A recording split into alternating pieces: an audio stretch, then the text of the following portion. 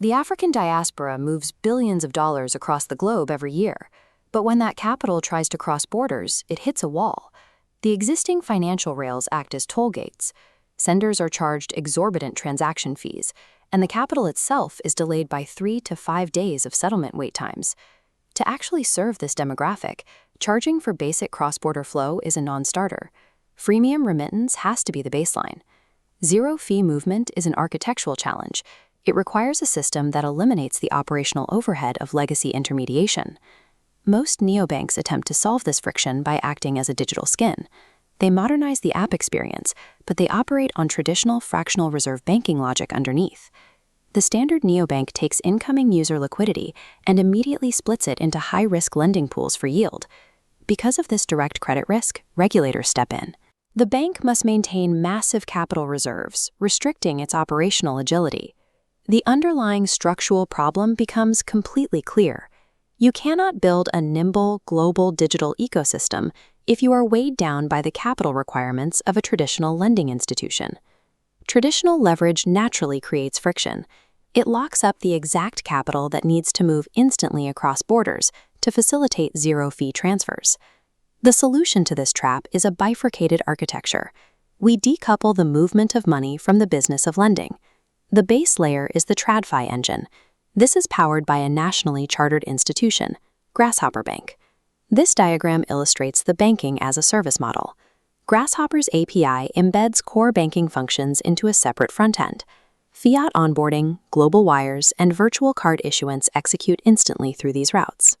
Because Grasshopper absorbs the complex risk management, the foundation operates on strictly FDIC-insured rails. Offloading the regulatory and compliance burdens to a chartered partner is the only way a technology platform can safely scale its core product without the friction of bank oversight. This structure enables Sigma Bank's absolute operational constraint: zero leverage. The platform does not lend user deposits.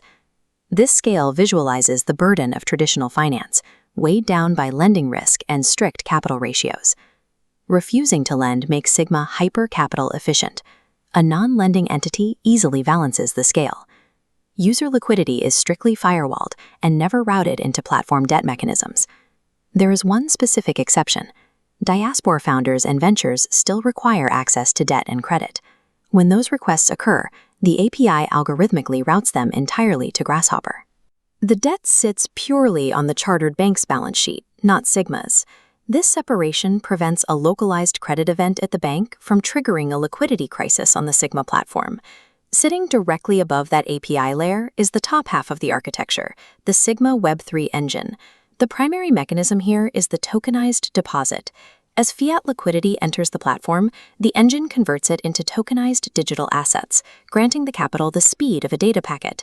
This exact tokenization process is what makes the freemium remittance mandate possible.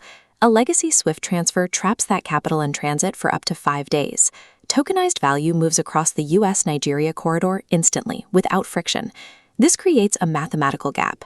If the platform is not lending out this capital, how do user deposits generate a return? The answer is protocol staking. Users deploy their assets to provide liquidity and secure decentralized networks, earning yield directly from their participation. This realigns the economics of the platform. User profit is generated through architectural security and liquidity provision, rather than through debt extraction. Web3 systems face a legitimate barrier to mass adoption within the diaspora: the risk of protocol volatility and smart contract failures. To solve this fear, the platform introduces its primary conversion mechanism, the premium tier account. Premium users gain access to the insurance rider. This overlays a layer of smart contract and deposit insurance onto their tokenized assets. This rider specifically protects the underlying capital against stablecoin depegging events and protocol exploits. The protection itself is underwritten by secure traditional finance partners or highly capitalized decentralized insurance pools. Packaging peace of mind as a service provides the psychological bridge needed to transition a free remittance user into an ecosystem participant. This model brings regulated fiat and decentralized yield into a cohesive structure. TradFi Foundation API nodes interlock with the Web3 logic block. This locked state is the virtually integrated innovation engine. Data flows from the secure fiat foundation directly into the tokenized layer. It bifurcates risk. The fiat plumbing remains regulated and insured, isolated from decentralized finance. True fintech innovation means looking past the surface level of user interfaces. It requires structurally optimizing the backend to work within existing regulatory constraints. For the Diaspora user, the complexity of this backend architecture translates into a frictionless daily reality. They enter the IMEN ecosystem, where capital is borderless, actively generating yield, and protected by insurance. This structure achieves the broader vision for an empowered diaspora, providing a framework built for maximum impact. By decoupling lending from liquidity and utilizing virtually integrated rails, the Sigma model provides the diaspora with a financial framework designed for the specific needs of cross-border capital.